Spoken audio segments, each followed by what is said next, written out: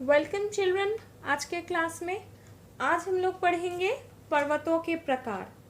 ठीक है, देखो बोर्ड में मैंने लिखा है 4 तरह के पर्वत है। मोरदार पर्वत या वलित पर्वत, जिसको कि इंग्लिश में फोल्ड माउंटेन्स कहते हैं। दूसरा है ज्वालामुखी पर्वत, जिसको कि इंग्लिश में वोल्केनिक माउंटेन्स कहते हैं। तीसरा है भ्रंशोत्थ या खंड पर्वत, जिसको ब्लॉक माउंटेन्स कहते हैं। और चौथा है अवशिष्ट पर्वत, जिसको रिलिक्ट माउंटेन कहते हैं। ठीक है, तो अब इन पर्वतों के बारे में हम लोग क्या करेंगे, डिटेल्स में एक एक विस्तार से पढ़ेंगे कि ये पर्वत बनते कैसे हैं। एक एक को लेकर के उनके बारे में हम लोग विस्तार पूर्वक पढ़ेंगे। पहला हम लोग पढ़ेंगे मोरदार पर्वत या वलित पर्वत। ठीक है, तो मोरदार पर्वत ये बनते कैसे हैं। अच्छा, तो ये मोरदार पर्वत कैसे बनते हैं, इसको जानने के लिए हमको क्या जानना है, हमको पढ़ना है प्लेट विवर्तनिकी का सिद्धांत, प्लेट टेक्टोनिक्स। ठीक है, तो सबसे पहली बात जो यहाँ पर आता है कि प्लेट है क्या। ठीक है, प्लेट विवर्तनिकी हम लोग बोल रहे हैं, प्लेट टेक्टोनिक्स बोल रहे हैं, तो ये प्लेट है क्या। ऐसा है कि भूपटल का हमारा जो पृथ्वी का ऊपर का भाग है, उसको हम लोग क्या कहते हैं, क्रस्ट कहते हैं या भूपटल कहते हैं। तो भूपटल का ऊपरी भाग कई छोटी बड़ी प्लेटों में विभक्त है। अब मैं इस चीज को तुम्हें थोड़ा समझा दूं। देखो, तुम लोग घर में दूध उबलते हुए देखे हो, तसली में दूध उबाला जाता है। दूध को उबालने के बाद जब उसको हम रख देते हैं ठंडा होने के लिए, तो ठंडा होने के बाद तुम लोग उसमें क्या देखते हो, मान लो ये दूध का एक तसला है, इसमें दूध है। ठीक है, अब ये उबल चुका है, इसको हम लोग ठंडे होने के लिए रख दिए हैं। तो ऊपर में क्या पड़ जाता है, ऊपर में एक छाली का लेयर पड़ जाता है। ठीक है, तुम इसी को पृथ्वी के साथ कंपेयर करो, पृथ्वी के साथ तुलना करो। पृथ्वी क्या था, पहले सूर्य से बना है, गर्म गैस का गोला। उसके बाद धीरे धीरे धीरे धीरे पृथ्वी ठंडी होने लगी। ठीक है, तो जब पृथ्वी धीरे धीरे ठंडी हुई तो उसका जो आउटर मोस्ट पार्ट है, उसका जो बाहरी भाग है, वह सबसे पहले ठंडा हुआ। ठीक है, लेकिन उसके आंतरिक भाग में अभी भी गर्मी है। तुम लोग क्लास 8 में पढ़ चुके हो मैंटल के बारे में। तो मैंटल अभी भी क्या है, अभी क्रस्ट मैंटल क्रोड तुम लोग पढ़े हो, तो अभी भी आंतरिक भाग क्या है, पृथ्वी का तरल है। जैसे दूध के ऊपर छाली पड़ जाता है और उस छाली से अगर तुम लोग उंगली को नीचे डालो तो तुम्हारे हाथ में क्या लगेगा, गर्म दूध महसूस होगा तुम्हें। ठीक है, ठीक उसी तरह अगर हम पृथ्वी की भूपड़ पट्टी या भूपटल को काट के अगर हम नीचे की ओर जाएंगे और आंतरिक भाग में जाएंगे, तो हमको क्या हमें क्या मिलेगा, तरल भाग में मिलेगा पृथ्वी का आंतरिक भाग। ठीक है, तो ये मान लो जो दूध के ऊपर छाली पड़ा है, इसको अगर हम काट दे कुछ टुकड़ों में, ठीक है, कुछ टुकड़ों में काट दिया, तो उसी तरह पृथ्वी के ऊपर का जो भूपड़ पट्टी है, उनको कुछ टुकड़ों में वो बटे होते हैं। उन टुकड़ों को हम क्या कहते हैं, प्लेट्स कहते हैं। ठीक है, समझ में आया। अब मान लो कि इस छाली को मैंने चाकू से धीरे धीरे कुछ टुकड़ों में काट दिया और फिर अब इसको मैं गैस के ऊपर बिठा दी। ठीक है, गैस के ऊपर मैं इसको बिठा दी, आग के ऊपर। अब क्या होगा, दूध गर्म होगा। दूध गर्म होगा तो फिर धीरे धीरे भाई क्या होगा, दूध में मूवमेंट होगा, क्योंकि उसके जो पदार्थ है वो मॉलिक्यूल्स एक मूव करेंगे, इधर से उधर जाएंगे। ठीक है, तो जब दूध में हलचल होगी तो ऊपर जो छाली पड़ी है उसमें क्या होगी, उसमें भी हलचल होगा, है कि नहीं। तो ठीक उसी तरह पृथ्वी के आंतरिक भाग में जब हलचल होती है तो पृथ्वी का ऊपर का जो भूपटल है, जो प्लेट्स में बटा हुआ है, भूपड़ पट्टी, उसमें भी क्या होता है, हलचल होता है। ठीक है, तो इसी हलचल पर आधारित है क्या, हमारा प्लेट टेक्टोनिक का सिद्धांत। ठीक है, ये समझ में आया आप लोगों को। तो हम लोग प्लेट टेक्टोनिक्स में आगे बढ़ते हैं। अब क्या होता है, देखो कि यह प्लेटें हमेशा क्या होती हैं, गतिशील होती हैं, हमेशा इनमें क्या होता है, मूवमेंट होता है। ठीक है, फलतः इनके ऊपर स्थित जो महादेश है या महासागर है वो उनमें भी क्या होता है, मूवमेंट होता है। अब ये जो प्लेट्स है, कहते हैं कि जो वर्ल्ड है वो 6 major plates and 20 minor plates में 20 माइनर प्लेट्स में बटा हुआ है। मतलब 6 बड़े प्लेट, मेजर प्लेट्स, प्रमुख प्लेट, और 20 छोटे प्लेट्स में वो बटा हुआ है। ठीक है, ओके। अब देखो ये प्लेट किस तरह के होते हैं। प्लेट 2 तरह के होते हैं, महासागरीय प्लेट और महादेशीय या महाद्वीपीय प्लेट। प्लेट अगर महासागर के नीचे हो तो उसको हम लोग महासागरीय प्लेट कहेंगे, और प्लेट अगर महादेश के नीचे हो तो उसको हम लोग क्या कहेंगे, महादेशीय प्लेट कहेंगे। ठीक है, अच्छा।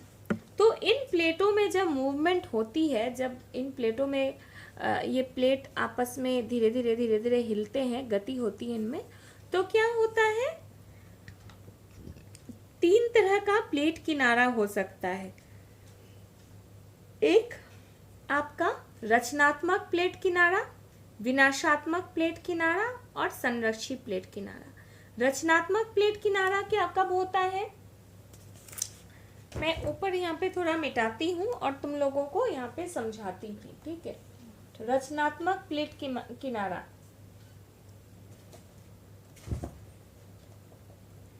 रचनात्मक इंग्लिश में क्या कहते हैं, कॉन्स्ट्रक्टिव प्लेट मार्जिन। ठीक है, कॉन्स्ट्रक्टिव प्लेट मार्जिन। इसमें क्या होता है, देखो इसमें ध्यान दो। अच्छा, ये धरातल है। ठीक है, तो पृथ्वी के आंतरिक भाग में कुछ पॉइंट से क्या होता है, आपका रेडिएशन हो रहा है। जैसे मैं बताई ना आपको, दूध गैस पे चढ़ा दिया, अब नीचे से आग जा रहा है तो दूध में मूवमेंट होगा, कुछ कुछ पॉइंट से मूवमेंट होगा, तो नीचे से क्या होगा, करंट जो जा रहा है, रेडिएशन विकिरण हो रहा है जो जा रहा है, वो ऊपर जाके ये सतह है, धरातल है, तो यहाँ से ये इधर टर्न हो जाएगी। ठीक है, ये इधर टर्न हो जाएगी, फिर ये इधर जाके इधर नीचे की ओर जाने लगेगी, और इधर से जो करंट निकला है वो भी इधर जाके नीचे की ओर जाएगा, और ये रेडिएट हो रहा है ना, सतह के पास सतह है, इसीलिए ये इधर चला जा रहा है। ठीक है, मुड़ जा रहा है। अब इस पर ध्यान दो, देखो यहाँ पर क्या हो रहा है, एक इस तरफ जा रहा है, एक इस तरफ जा रहा है, और यहाँ पर क्या हो रहा है, दोनों एक ही दिशा में आ रहे हैं और ये दोनों अलग दिशा में जा रहे हैं। तो जब अलग दिशा में जाते हैं उसको हम लोग क्या कहते हैं, फोर्स ऑफ टेंशन या आपका तनाव, हिंदी में कहते हैं तनाव। और जब दोनों एक ही तरफ आते हैं तो इसको हम लोग कहते हैं फोर्स ऑफ कंप्रेशन या दबाव। ठीक है, तो जब तनाव वाली स्थिति होती है भाई, जब तुम दोनों दोस्त में तनाव हो जाता है तो क्या करते हो, दोनों एक दूसरे का चेहरा नहीं देखते हो, एक उस तरफ मुंह कर लेते हो, एक उस तरफ मुंह कर लेते हो, है कि नहीं, एक इस तरफ चला जाता है, एक इस तरफ चला जाता है। ठीक वही बात प्लेट्स के साथ होता है। जब तनाव वाली स्थिति उत्पन्न होती है तो क्या होता है, एक प्लेट बाईं ओर खिसक रहा है, एक प्लेट दाईं ओर खिसक रहा है, और ऐसे में क्या होता है, पृथ्वी के आंतरिक भाग में यहाँ पे दरार पड़ जाती है। ठीक है, अब देखो मान लो यह एक प्लेट है और ये दूसरा प्लेट है, मैं दोनों प्लेट को अगर यहाँ से खींचूंगी तो क्या होगा, ये किताब बीच से फट जाएगा, है कि नहीं। और इसी तरह से दोनों प्लेट जब एक बाईं ओर जाएगा, एक दाईं ओर जाएगा, और खिंचाव अधिक होगी तो ये क्या होगा, प्लेट बीच से टूट जाएगा। ठीक है, जैसे यहाँ पे प्लेट बीच से टूट जा रहा है, और नीचे से क्या निकलेगा, नीचे से मैग्मा बाहर निकलेगा, और ये मैग्मा निकल करके दोनों ओर फैल जाएगा, और मैग्मा ठंडा हो जाएगा तो वहां पर क्या होगा, नए धरातल का जन्म होगा, नया धरातल बनेगा। ठीक है, तो चूंकि नया धरातल बन रहा है, रचना हो रही है नए धरातल की, इसलिए इसको हम लोग क्या कहते हैं, रचनात्मक प्लेट किनारा या कॉन्स्ट्रक्टिव प्लेट मार्जिन। समझ में आया। विनाशात्मक प्लेट किनारा में क्या होता है, तो तो विनाशात्मक पता चल रहा है कि विनाश हो रहा है, किसी एक प्लेट का डिस्ट्रक्शन हो रहा है। ठीक है, विनाशात्मक प्लेट किनारा में क्या होता है, देखो जब दबाव वाली स्थिति होती है, दोनों प्लेट दोनों एक ही तरफ आ रहे हैं, तो क्या होगा, दोनों एक दूसरे पे दबाव डालेंगे।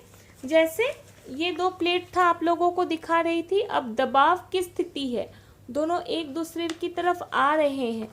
ठीक है, तो क्या होगा, इसमें मोड़ पड़ेगा, इस तरह से मुड़ेगी ये। ठीक है, तो इसमें क्या होता है, जो भारी प्लेट है, दोनों एक दूसरे की तरफ आते हैं, तो क्या होता है, जो भारी प्लेट है वो नीचे धंस जाता है, हल्के प्लेट को ऊपर की ओर ठेल देता है। और भारी प्लेट जब नीचे धंस जाता है, तो नीचे क्या है भाई, गर्मी है। नीचे मतलब आंतरिक भाग में जा रहा है प्लेट, तो आंतरिक भाग में तो बहुत गर्मी है। गर्मी से क्या होता है, ये प्लेट पिघल जाता है। ठीक है, और ये चूंकि इसको ठेलता है ऊपर की ओर, तो इसमें क्या होता है, मोड़ पड़ जाता है, और इस तरह से मोड़दार पर्वतों की सृष्टि होती है। ठीक है, तो जब दबाव होता है तो विनाशात्मक प्लेट किनारा क्यों कहते हैं, क्योंकि जो भारी प्लेट है उसका विनाश हो जाता है, और वहां पे ज्वालामुखी जैसी क्रियाएं होती है, और मोड़दार पर्वतों की सृष्टि होती है। ठीक है, संरक्षी प्लेट किनारा क्या होता है, संरक्षी प्लेट किनारा में न तो आपका कोई रचनात्मक कार्य होता है, ना ही विनाशात्मक कार्य होता है। दोनों प्लेट जस्ट आमने सामने क्या होते हैं, खिसक जाते हैं। ठीक है, इस तरह से खिसक जाते हैं, वर्टिकल मूवमेंट होता है, खिसक जाते हैं, तो उसको हम लोग क्या कहते हैं, संरक्षी प्लेट किनारा या कंजर्वेटिव प्लेट मार्जिन। ये समझ में आया। ठीक है, अब प्लेटों का जो परस्पर टकराव होता है वो 3 प्रकार से हो सकता है। क्या हो सकता है 3 प्रकार से, पहला कंडीशन हो सकता है कि एक महासागरीय प्लेट हो और एक महाद्वीपीय प्लेट हो। ठीक है, तो अगर एक महासागरीय प्लेट है और दूसरा महाद्वीपीय प्लेट है, तो उसमें क्या होगा, महासागरीय और महाद्वीपीय प्लेटों के अभिसरण से, उनके मूवमेंट से उत्पन्न पर्वतों का उदाहरण है आपका रॉकीज और एंडीज पर्वतमालाएं। इसमें क्या होगा ना, महाद्वीपीय और महासागरीय प्लेट जब एक दूसरे के आमने सामने आएंगे, दोनों में टक्कर होगा, तो क्या होगा, महाद्वीपीय प्लेट आपका भारी प्लेट होता है, वो धंस जाता है महासागरीय प्लेट के नीचे।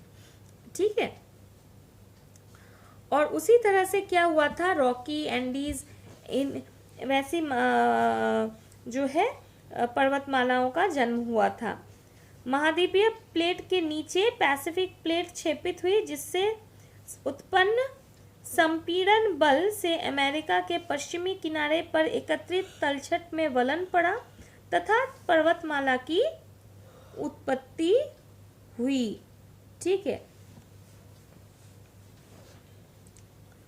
ओके, नेक्स्ट है आपका 2 नंबर सिचुएशन। क्या हो सकता है कि दोनों ही अगर महासागरीय प्लेट हो, तो दोनों ही अगर महासागरीय प्लेट हो तो तब क्या होगा, एक प्लेट दूसरी प्लेट के नीचे धंस जाएगा और संपीड़न होगा, मतलब वलन पड़ेगा, और वलन पड़ने से वहां पर क्या होगा ना, वोल्केनोज आएंगे, ज्वालामुखी क्रिया होगी, और ज्वालामुखी क्रिया से क्या बनेंगे मालूम, आइलैंड्स बनेंगे, द्वीप बनेंगे। ठीक है, और इस संपीड़न द्वारा क्या बनता है आपका द्वीप तोरण या द्वीप चाप, मतलब आइलैंड फेस्टून्स या आइलैंड आर्क्स बनते हैं। ठीक है, जापान के द्वीपीय चाप जो है इस तरह के इसका प्रत्यक्ष उदाहरण है। होन्शु द्वीप जापान सागर तथा जापान खड्ड के मध्य स्थित है तथा यहाँ बेसाल्ट व एंडेसाइट के जमाव पाए जाते हैं। इसके पश्चिमी तट पर ज्वालामुखी क्रिया अधिक होती है। द्वीप के किनारों पर कायांतरित मतलब रूपांतरित मेटामॉर्फिक रॉक्स अधिक मिलते हैं। प्लेट के संचलन के कारण प्रशांत महासागरीय प्लेट पूर्वी महासागरीय प्लेट के नीचे क्षेपित हो जाती है, घुस जाती है, जिससे खड्ड उत्पन्न होता है। खड्ड माने ट्रेंच, गर्त। ठीक है, क्षेपित प्लेट नीचे की ओर धसकती हुई 100 किलोमीटर की गहराई पर अत्यधिक ताप के कारण पिघल जाता है, जिससे कि मैग्मा की उत्पत्ति होती है और वह ऊपर की ओर आ जाता है मैग्मा। इसी कारण क्या होता है, जापान द्वीप के पश्चिमी भाग में ज्वालामुखी क्रिया अधिक होती है। ओके, अब तीसरा कंडीशन क्या हो सकता है, अगर दोनों ही महादेशीय प्लेट हो। अगर दोनों ही महादेशीय प्लेट हो तो क्या होगा, इसका बेस्ट एग्जाम्पल है आल्प्स तथा हिमालय श्रृंखला। ठीक है, तो क्या होता है, देखो लगभग 12 से 20 करोड़ मिलियन साल पूर्व क्या हुआ था, हिमालय पर्वतों के स्थान पर क्या था, तेथिस सागर था। ठीक है, और इस तेथिस सागर के उत्तर में एशियाटिक प्लेट था और दक्षिण में भारतीय प्लेट था। तो हुआ क्या, भारतीय प्लेट के उत्तर की ओर गतिशील होने तथा एशियाटिक प्लेट के नीचे की ओर क्षेपित होने के कारण तेथिस सागर में संकुचन होने लगा और 60 से 30 मिलियन वर्ष पूर्व तेथिस सागर की सागरीय क्रस्ट में वलन उत्पन्न हुआ और वलन उत्पन्न होने से क्या हुआ, हिमालय पर्वतमाला का जन्म हुआ। ठीक है, तो देखो ऊपर की ओर क्या था, आपका एशियाटिक प्लेट था और नीचे की ओर क्या था, इंडियन प्लेट था, भारतीय प्लेट था। ठीक है, और बीच में क्या था, तेथिस सागर था। ये इधर आ रहा था एशियाटिक प्लेट और ये ऊपर की ओर जा रहा था इंडियन प्लेट। यहाँ पे क्या था, बीच में तेथिस सागर, तो ये इधर आ रहा है, ये ऊपर की ओर जा रहा है, तो ये तेथिस सागर में क्या हुआ, वलन पड़ गया और यहाँ पर हिमालय का जन्म हुआ। ठीक है, अच्छा, हिमालय के जन्म में इसको हम लोग कहते हैं, जो तेथिस सागर से जन्म हुआ उसको हम लोग कहते हैं ना जियोसिंक्लाइन, भूद्रोणी। मोरदार पर्वतों के निर्माण में ऐसे ही तेथिस सागर जैसे छिछले किंतु लंबे और संकरे समुद्र होते हैं। ठीक है, कम गहरे किंतु अधिक लंबे और पतले, अधिक लंबे और पतले। ठीक है, छिछले मतलब कम गहरे समुद्र होते हैं और उन समुद्रों को पता है हम लोग क्या कहते हैं, उनको हम लोग कहते हैं, इंग्लिश में कहते हैं जियोसिंक्लाइन्स और हिंदी में कहते हैं भूद्रोणी। ठीक है, भूद्रोणी या भूसन्नति या भू अभिनति, कुछ भी कह सकते हैं, भूसन्नति या भू अभिनति या भूद्रोणी। ठीक है, तो इसमें क्या होता है, भूसन्नति में नदियां अपरदित पदार्थ लाकर भरती रहती है। मान लो कि यहाँ पर एक भूद्रोणी है, तो नदियां आ रही हैं, इसमें सेडिमेंट्स जमा कर रही है, अवसाद ला रही है, जमा कर रही है। तो अवसाद के जमा होने से क्या होगा भाई, इसमें अवसाद जमा होते होते होते होते क्या होगा, इसमें चाप पड़ेगा। अवसाद जितना बढ़ते जाएगा इसमें चाप उतना ही बढ़ता जाएगा, इसमें चाप उतना ही, तो जितना ज्यादा होगा, अब देखो चाप बढ़ते बढ़ते बढ़ते बढ़ते क्या होगा, इसमें मोड़ पड़ेगा और ये चाप जब और अधिक पड़ेगा दोनों ओर से, तो ये क्या होगा ना, चाप पड़ने के कारण यही ऊपर उठ जाएगा और इस तरह से मोड़ बन जाएगा और क्या होगी, मोड़दार पर्वतों की सृष्टि होगी। ठीक है, जमाव के भार से ये चट्टानें दबती जाती हैं। निक्षेपण और अवतलन का क्रम लंबे युग तक, लाखों वर्षों तक चलता रहता है। फलस्वरूप क्या होता है, भूसन्नति में हजारों मीटर मोटा तलछट जमा हो जाता है। बढ़ते हुए दबाव के साथ भूसन्नति का निचला भाग जब और अधिक नीचे दबता या धंसता जाता है तो भू संतुलन क्या हो जाता है, बिगड़ जाती है।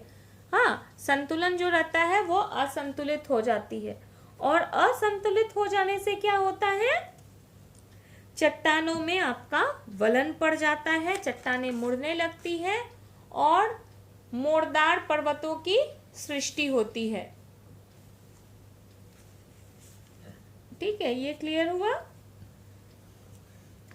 अब भूसन्नति से जो मोड़दार पर्वतों की सृष्टि होती है उसका 3 स्टेजेस हैं। ठीक है, 3 स्टेजेस क्या क्या है, आपका है एक पहला स्टेज है शैल जनन अवस्था, पीरियड ऑफ लिथोजेनेसिस। दूसरी अवस्था है पर्वत निर्माण अवस्था, पीरियड ऑफ ओरोजेनेसिस। मैं यहाँ पे लिख देती हूँ।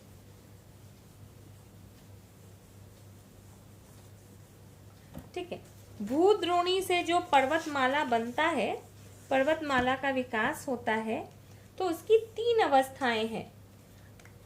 अच्छा, यहाँ पे 3 अवस्थाएं हैं। क्या क्या? पहली अवस्था है शैल जनन अवस्था, शैल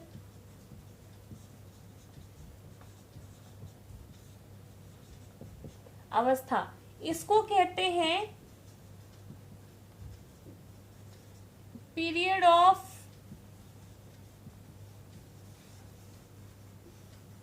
लिथोजेनेसिस। दूसरा है पर्वत निर्माण अवस्था,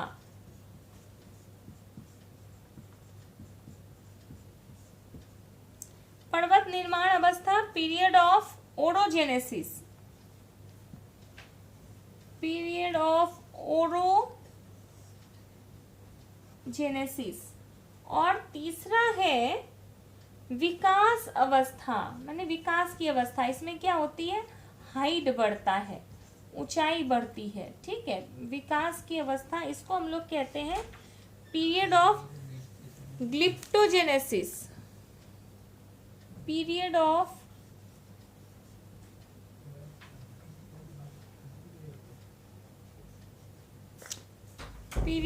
ग्लिप्टोजेनेसिस। ठीक है, तो शैल जनन अवस्था में क्या होता है? भूसन्नति का निर्माण होता है, और अवस्था में भूसन्नति का निर्माण होता है, मलबा का जमाव होता है, अवसादी चट्टान का निर्माण होता है। ठीक है, और नदियां जो है इसमें ला ला के अवसाद जमा करती रहती है, और भूसन्नति के तल में धसाव शुरू होने लगता है। ठीक है, लेकिन देखो यहाँ पर एक ध्यान रखने वाली बात है कि जमाव एवं धसाव में ऐसा अनुपात होता है कि जल की गहराई अधिक नहीं हो पाती है। फलतः सागर क्या रहता है? छिछला ही रहता है। तो पहला अवस्था में क्या होता है? धीरे धीरे इस तरह से भूसन्नति बढ़ती है, और नदियां यहाँ पे ला ला के अवसाद जमा करती है, और यहाँ पे सेडिमेंट्री रॉक्स का फॉर्मेशन होता है, और ये धीरे धीरे इसमें दबाव डालती है। ये हुआ स्टेज 1। ठीक है, स्टेज 2 में क्या होता है? ये दबाव अधिक हो जाता है। ठीक है, अब क्या होता है? स्टेज 2 में पर्वत निर्माण की अवस्था में क्या होता है? वास्तविक प्रक्रिया शुरू हो जाती है। लगातार निक्षेपण से क्या होता है? भू असंतुलन शुरू हो जाता है। ठीक है, और इसमें दबाव पड़ता रहता है, तो इधर से भी दबाव आता रहता है। ठीक है, पार्श्विक दबाव भी बढ़ता है, पार्श्व भाग पर क्षैतिज दबाव पड़ने लगता है, जिससे परतदार चट्टान में मोड़ पड़ने लगती है।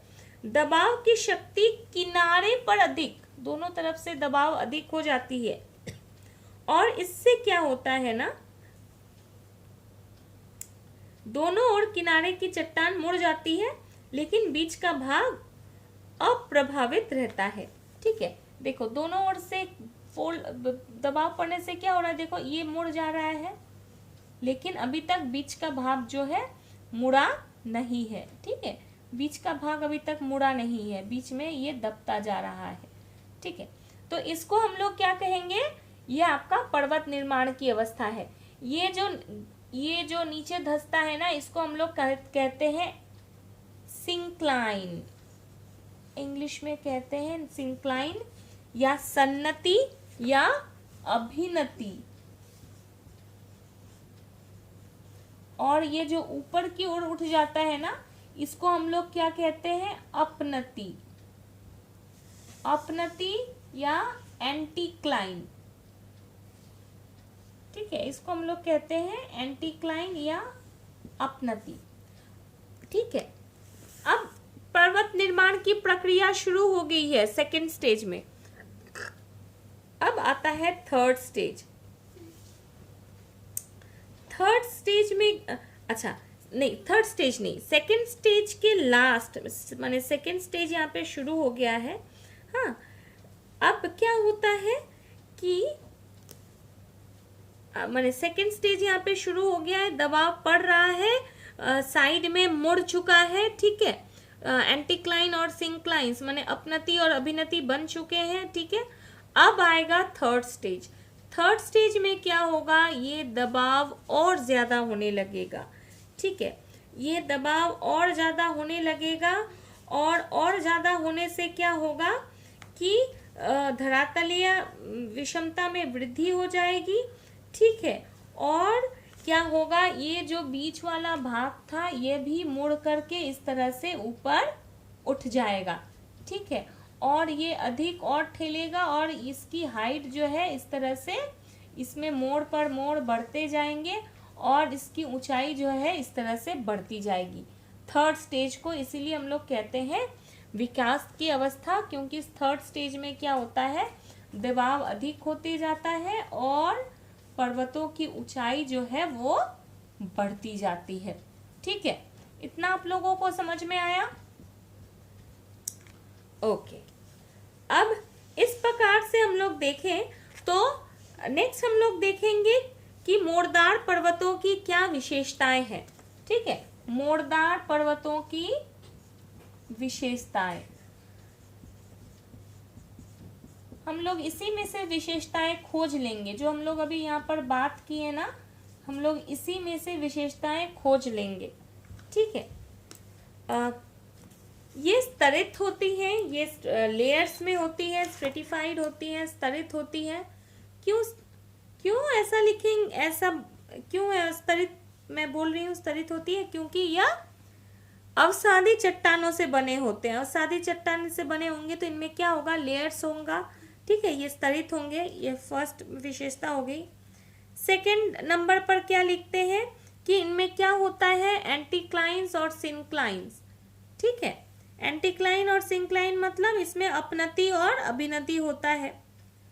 तीसरा इनकी विशेषता क्या है कि ये हजारों मीटर तक की मोटाई में चट्टानें पाई जाती हैं, क्योंकि अवसाद जो है हजारों मीटर तक जमा हुए हैं भूद्रोणी में, भूसन्नति में, इसलिए हजारों मीटर तक की मोटाई में चट्टानें पाई जाती हैं। चौथी विशेषता क्या है कि इन पर्वत श्रेणियों की चट्टानों में समुद्री जल जीवों के फॉसिल्स, जीवाश्म मिलते हैं। क्योंकि जो पहले समुद्र था वही मुड़ करके क्या बना, पर्वत बना, इसलिए जाहिर सी बात है कि उन चट्टानों में समुद्री जीवों के जीवाश्म मिलेंगे, फॉसिल्स मिलेंगे। अच्छा, फिर क्या है कि इनका विस्तार लंबाई में अधिक तथा चौड़ाई में कम है। क्यों चौड़ाई में कम है, क्योंकि यह जिस चीज से बना है, किससे बना है, भूद्रोणी से बना है, भूसन्नति से बना है। तो भूसन्नतियां कैसी होती है, लंबी होती है लेकिन चौड़ी कम होती है और छिछली होती है, उनकी गहराई कम होती है। तो चूंकि वो लंबी होती हैं इसलिए ये पर्वतमालाएं भी लंबी होती हैं लेकिन चौड़ी नहीं होती हैं, ठीक है। और सर्वोच्च पर्वत शिखर मोड़दार पर्वतों में ही मिलते हैं। विश्व के जितने भी ऊंचे ऊंचे पर्वत हैं सारे आपके मोड़दार पर्वत हैं, ठीक है। तो यहाँ पर हम लोग मोड़दार पर्वतों की विशेषता के बारे में बात कर लिए। अब मैं एक चीज और बता दूं कि उम्र के हिसाब से, ठीक है, मोड़दार पर्वतों को हम लोग दो भाग में बांट सकते हैं उम्र के हिसाब से कि कौन कितना पुराना है। प्राचीन मोड़दार पर्वत जो पुराना है, और नवीन मोड़दार पर्वत। नवीन मोड़दार पर्वत, प्राचीन मोड़दार पर्वत जो अल्पाइन या टर्शियरी काल में के पहले बने थे, जैसे कैम्ब्रियन या कैलिडोनियन पीरियड में, ठीक है, और बाद में वो क्या होते रहे, अपरदित होते रहे और उनकी ऊंचाई घट गई। हमारे देश में आपका जो अरावली पर्वत है ये एक तरह का प्राचीन मोड़दार पर्वत है, बहुत पहले हिमालय से के पहले इसका जन्म हुआ था, लेकिन धीरे धीरे अपरतन होते रहने से इसकी क्या हुई, ऊंचाई घट गई। इसके अलावा एप्लेशियन, स्कैंडिनेवियन, विंध्याचल, ये सब इसी तरह के प्राचीन मोरदार पर्वत हैं। नवीन मोरदार पर्वत जो हिमालय के समय बने थे, जिसको हम लोग टर्शियरी या अल्पाइन युग में जो बने हैं, उनको हम लोग नवीन मोरदार पर्वत कहते हैं। और उसमें आता है आपका रॉकीज, एंडीज, आल्प्स, हिमालय, ये सारे इसमें आ जाते हैं। ठीक है, एशिया के मोरदार पर्वतों में हिमालय, अरकान, सुलेमान, हिंदुकुश, जैग्रोस, ये सब क्या है, प्रमुख है। और सबसे ऊंची चोटी आप लोग जानते हो हमारा माउंट एवरेस्ट है, जो हिमालय में है।